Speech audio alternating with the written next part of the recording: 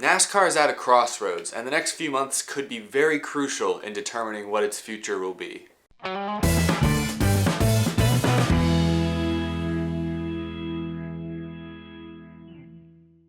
How's it going, everybody? My name is Eric and welcome to Out of the Groove, a weekend edition episode. It's the off weekend. I figured I'd throw an episode together. I wanted to have this episode out yesterday, but I've just had some snags. I'm working on a lot of other projects this week that I think a lot of you guys are looking forward to. Also, if you missed it, I uploaded a video a few days ago called How to Piss Off Old School NASCAR Drivers. You can check that out. I'll put the link up there. Actually, I've never put one of those in the corner, but I'll put one up for this time. I'll see if I can make that work. On today's episode, we're going to talk about some news that came out this week, but more than anything, like I promised earlier this week, I'm going to talk a little bit today about the debate between what the future of NASCAR should be in terms of Aero Package, in terms of the actual racing product, in terms of all that stuff. So I got a pretty good amount to get into. Going to try and keep it nice and condensed for your viewing pleasure, but let's jump into some of the news. First off on the news front, as penalty for failing pre-race inspection, Eric Jones, Kyle Busch, and Denny Hamlin, their Cup teams, have been fined $25,000 by NASCAR, and their car chiefs are all going to be suspended for one race. Not a lot to report on there. There was issues before the race with their front splitters. I guess they all probably had the same issue and were forced to start from the rear for the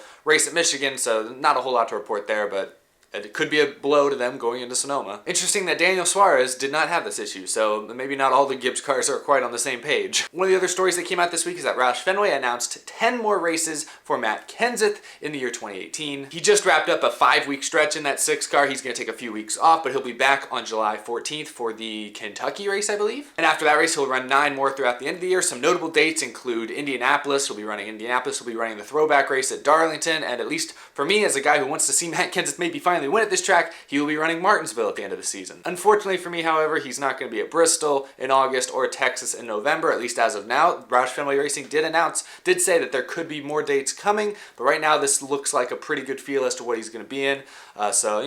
Maybe they'll add Texas to the date. That'd be pretty sweet. If you'd read any of the interviews or listened to any of his interviews, you would have known that he was going to have more than just the 7 Wyndham Rewards dates this year. Matt Kenseth has been saying since he came into the 6 car that he was going to be racing a bunch more races this summer, just didn't know what the sponsor or what the tracks would be. If you look online, you can see Trevor Bayne's Advocare race sponsor schedule, and it was safe to assume that all the races Advocare was not sponsoring would probably go to Kenseth, and that seems to be the route Roush is taking. So anyway, that's some interesting news. Fun for me as a Kenseth fan. He's making some progress in that 6 car, had a 17th, had a 13th place finish in there, plus he won the pole for the All-Star race, had a couple bad races as well, so there's still a lot of work to do with Roush Fenway Racing, but maybe things aren't quite as hopeless as we might have thought. The last bit of news actually came out early Saturday morning, which is when I'm filming this. It's kind of random, kind of out of nowhere. Levine Family Racing announced that Travis Mack, who has been the crew chief for Casey Kane all season long, would be stepping down or would not be the crew chief starting this weekend at Sonoma. They're replacing him with John Leonard, who is one of the team's lead engineers. So that's an interesting change, not maybe super relevant because Casey Kane's probably not going to make the playoffs this year, but it's worth pointing out. Interesting change mid-season. Levine Family Racing in their official statement didn't really offer up any significant details. So we don't know what the deal is there, but that is a change that's happening, so expect a new guy on the pit box for the 95 car starting this next week at Sonoma.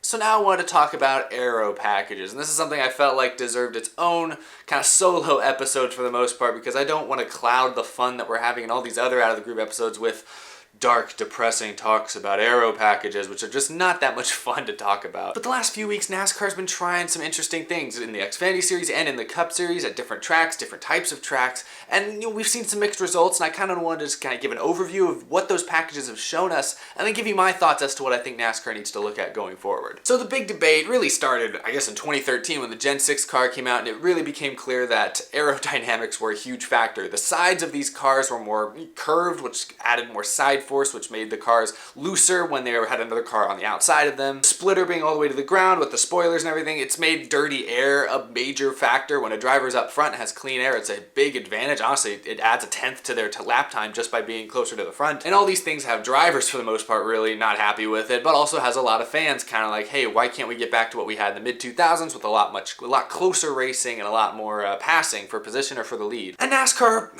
heard these complaints, and to give them credit, they've kind of thrown the book out and they're just trying whatever the heck they can think of at this point. And the first major change we've seen this year was with that All-Star Race package we talked a lot about a few weeks ago. For that package, they went back to an older style splitter, they added aero ducts, they made the spoiler in the back a few inches higher, but more important than anything, they added restrictor plates to these cars at a 1.5-mile racetrack. We're used to seeing restrictor plates at Daytona and Talladega because without them, those cars would be going 220 in a big pack up against a big wall and a high banking. It would just be too dangerous. So we're used to seeing restrictor plates there for safety reasons more than anything. But now NASCAR decided to experiment with restrictor plates at a 1.5-mile intermediate track.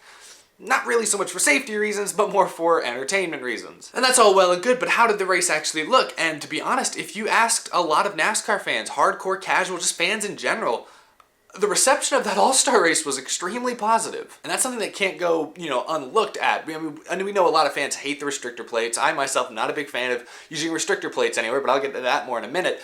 But at the end of the day, a lot of fans, when asked, was this a good race? They really thought it was. Independent NASCAR journalist Jeff Gluck, who if you follow on Twitter, he has almost 200,000 Twitter followers, one of the most well-known, well-respected NASCAR journalists in the garage. He runs a poll each week on Twitter where he asks fans, was it a good race? And of the almost 8,000 people that he polled on social media after that race, 84% of them thought it was a good race, which is very high, especially when compared to other polls. The Aero Package created kind of a Daytona-like pack racing idea. You had to draft to get past guys. You needed bump drafting help to make passes for the lead. That was the one drawback, is it felt like when guys like Kevin Harvick or Kyle Busch got in the lead, it was very difficult to pass them, but the rest of the pack, there was tons of passing, and it was all in all a pretty entertaining race. After that race, I even came on this show and said that I thought NASCAR should throw out what they currently have at intermediate tracks and just run this the rest of the season, to be completely honest, while then also testing to get rid of the restrictor plates hopefully for 2019 and beyond. But honestly, as far as 2018 was concerned, I thought that was their best bet at 1.5 miles. And honestly, I still think so. But fans were still very polarized on the issue, enough so that NASCAR felt like they needed to continue to test a similar type of package in other series and at other racetracks to see maybe if they are on the right track or if there's some stuff they can adjust on. So fast forward to the last couple weeks at Pocono and then at Michigan,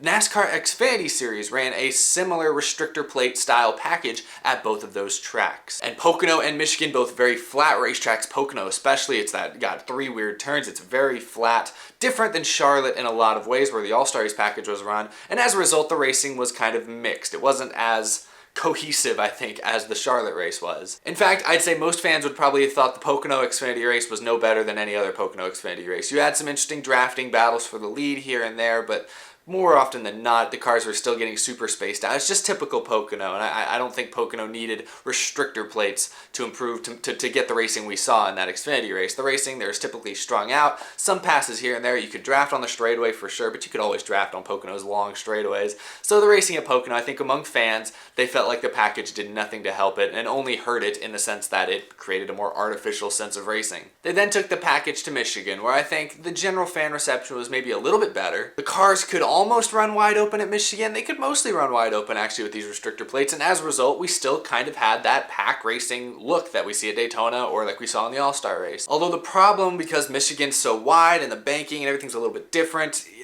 the cars were really stuck around that middle lane. There was really a one groove racetrack where cars had to kind of try slide jobs to get major drafting help if they wanted to make any passes in any other lane. So the racing was okay. It was still good. We saw some interesting battles, especially late in the race where on restarts and stuff. There was a lot of good battles for the win and for the lead. But other than that, the race was still, it was just interesting. The big deal is the cars couldn't pass each other on their own. They needed other drivers to help them. And so while the racing was overall maybe pretty decent, it was a pretty good race, a lot of fans criticized how artificial it felt, and I think they had a good point. I think where the restrictor plate package really makes its point is when you compare it side by side with the Cup Series packages, both at Pocono and Michigan, which were the normal Cup Series packages that we've seen them run basically the last couple of years. Not a whole lot of changes there. And I think both Cup races at Pocono, Michigan were decent. You still suffered from Pocono. Cars get really strung out, but you had some good battles for the lead. You had aerodynamics come into play in a lot of cases, especially when we go to the Michigan race where we saw a lot of cars spin out all by themselves. Kyle Larson just got caught in another car's wake. He spins out. Matt Kenseth on the inside of somebody. He spins out. Daniel Suarez on the bottom of 2 and 3 wide. He spins out all by himself. Bubba Wallace has a car to his outside.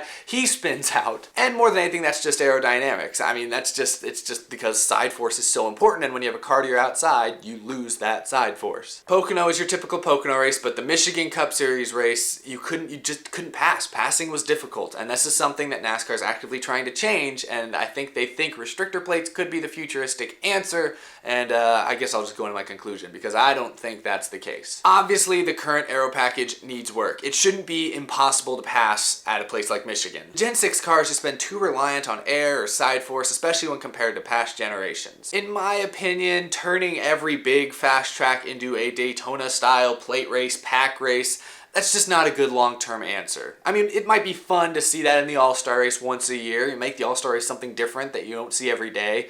But making that the long-term answer where we start seeing that week in and week out at all these intermediate tracks, it'll just get old. The drivers already don't like it. I read a quote from Bubba Wallace after the All-Star race. He verbatim just said these cars are too easy to drive. Too much of anything isn't good. Adding restrictor plates, it just lowers the importance of driver skill. Not to bash any past winners at restrictor plate tracks, but there's a reason we see drivers that don't win a whole lot anywhere else sometimes win at restrictor plate tracks. Old school fans, and I'd even say most fans in general, want to see the best driver with the best setup win, or at least compete for the win on a given race weekend. We don't want to see them shuffled mid-pack because they got in the wrong draft lane at the wrong time. All in all, we just need to focus on making the cars less dependent on aero grip or aerodynamics in general. We need to make them drivable like they were in the early 2000s. So I'm optimistic because NASCAR's continue to experiment with variations of that all-star race format. But I definitely am interested to see exactly what they do next, because like I said, fan reaction to that All-Star race was pretty darn positive. You know, reaction to the Xfinity races at Pocono, Michigan has been a lot more varied, so maybe that's going to cause NASCAR to pump the brakes.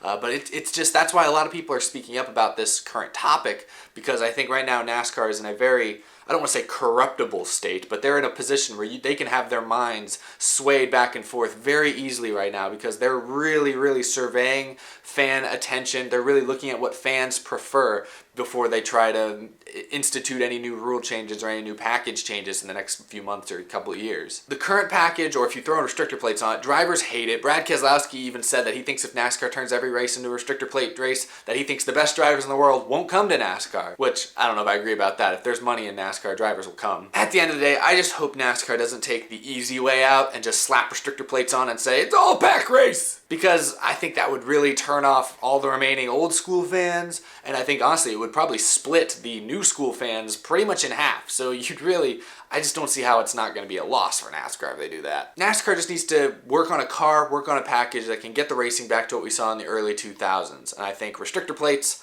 are not the best way to do that. So anyway, there you have it. That's my whole episode. That's my whole manifesto on this topic. Let me know if you guys agree, disagree. Do you like the idea of throwing restrictor plates at intermediate tracks? Do you think that would really just turn the whole racing series into a farce? What do you think? Give me your hot topics. Spill them out all over your keyboard, please. I'd love to read about them. You can continue the conversation on Twitter. Follow me at Dex Racing, or follow me on Instagram at Eric Estepp. All these links are in the description of that. Thank you so much to our official Out of the Groove Patreon supporters. We have a new one this week. Thank you so much. Thanks everyone for the support. If you go down in the description, you can be an official sponsor of the show. Keep things rolling for just $5 a month. I really appreciate that. It really changes my life. It means so much to me. Thanks everyone for the support. Thanks for watching. Subscribe if you're not already. Share, like, blah, blah, blah, all that stuff. I have an NASCAR parody in the works. Should be up next week. We'll have more Out of the Groove episodes next week where I talk about Sonoma and other potential news. But until then, I'll see you guys on the other side. Have a great weekend, everybody, and have a great week. See you guys.